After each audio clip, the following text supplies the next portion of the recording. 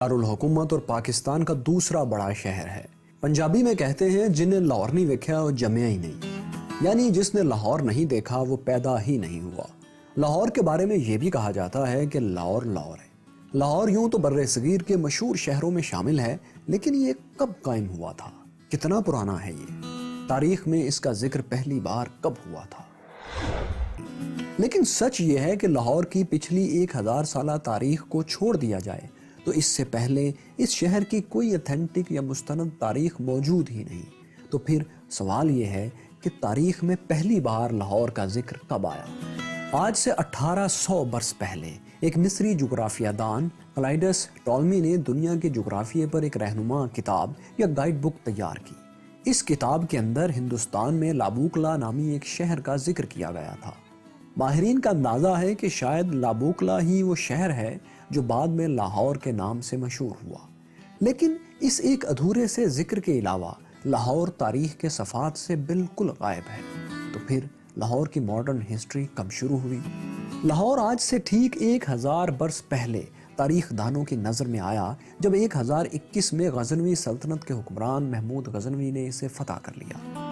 اس نے لاہور کا نام بدل کر محمود پور رکھ دیا اور اپنے مشہور زمانہ غلام اور جنرل ایاز کو لاہور کا گورنر مقرر کر دیا۔ لیکن محمود پور والا نام زیادہ چل نہیں سکا اور یہ شہر لاہور ہی کے نام سے مشہور رہا۔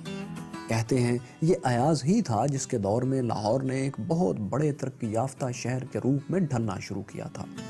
لاہور کی تاریخ میں پہلی بار ایاز نے یہاں ایک قلعہ تعمیر کروایا اور شہر کے گرد دیوار بنوائی۔ اس کے دور میں غزنی سلطنت کے کونے کونے سے لوگ لاہور میں آ کر آباد ہوئے۔ ان میں مشہور صوفی شخصیت حضرت داتا علی ہجویری بھی شامل تھے، جن کی وجہ سے لاہور آج داتا کی نگری بھی کہلاتا ہے۔ دیکھتے ہی دیکھتے لاہور ایک جدید شہر بن گیا اور اس ترقی کا صحرا ایاز کے سر جاتا ہے۔ آج بھی لاہور کے اس عظیم معمار کا مقبرہ شاہ عالمی روڈ لاہور پر موجود ہے، لیکن اس کے قریب سے گزرنے والے بہت کم لوگ جانتے ہیں کہ یہ مقبرہ اس شخص کا ہے جس نے لاہور کو لاہور بنایا تھا۔ گرچہ لاہور کے متعلق یہ بھی کہا جاتا ہے کہ محمود غزنوی کے قبضے میں جانے سے پہلے بھی یہ ایک مشہور شہر تھا۔ مسلمان تاریخ دانوں نے لکھا ہے کہ لاہور راجپوت سلطنت کا دارالحکومت تھا۔ راجہ جے پال، جس نے سلطان سبکتگین اور پھر اس کے بیٹے محمود غزنوی کا مقابلہ کیا تھا، اس کا ہیڈ کوارٹر بھی لاہور ہی تھا۔ لیکن جدید مورخین اس بات سے اتفاق نہیں کرتے۔ ان کا ماننا ہے کہ لاہور کی راجپوت سلطنت کا دارالحکومت ہونے کی باتیں صرف کہانیاں ہیں۔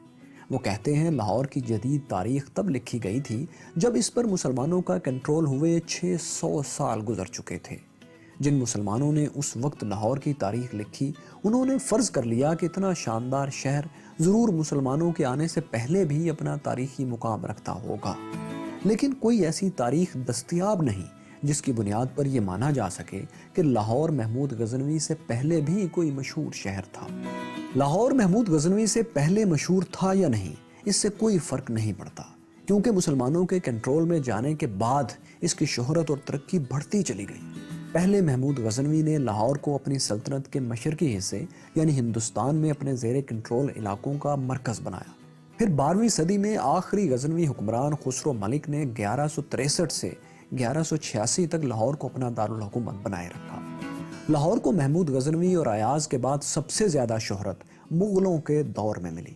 اکبر بادشاہ نے 1585 سے 1599 تک تقریباً 14 برس لاہور کو اپنا دارالحکومت بنائے رکھا۔ یہاں سکے تیار کرنے والی شاہی ٹکسال بھی نصب کی گئی تھی۔ لاہور میں ٹکسالی گیٹ اسی ٹکسال کی یادگار ہے۔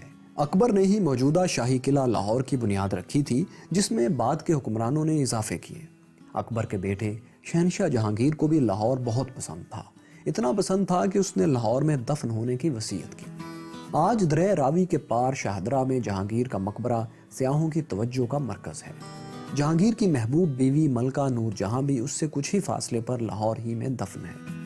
مغلوں کے زوال کے بعد لاہور کی اہمیت ایک بار پھر کم ہو گئی تھی، مگر 1799 میں راجہ رنجیت سنگھ نے لاہور کی قسمت پھر بدل دی۔ رنجیت سنگھ کے دور میں لاہور ایک بار پھر ایک بڑی سلطنت کا دارالحکومت تھا، جس کی حدود امرتسر سے پشاور اور کشمیر سے ملتان تک پھیلی ہوئی تھی۔ انگریزوں کے دور میں لاہور برطانوی صوبے پنجاب کا سرمائی دارالحکومت تھا۔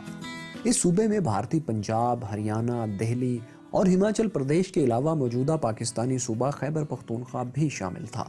1947 میں قیام پاکستان کے بعد لاہور پاکستانی پنجاب کا دارالحکومت قرار پایا اور یہ سٹیٹس اب بھی برقرار ہے۔ ان سب باتوں سے آپ لاہور کی تاریخی اہمیت اور موجودہ اہمیت کا اندازہ لگا سکتے ہیں۔ آپ کے خیال میں لاہور کتنا پرانا ہے اور آپ نے لاہور کے بارے میں سب سے پرانی کہانی کیا سن رکھی ہے؟ ہمیں کامنٹس میں ضرور بتائیں۔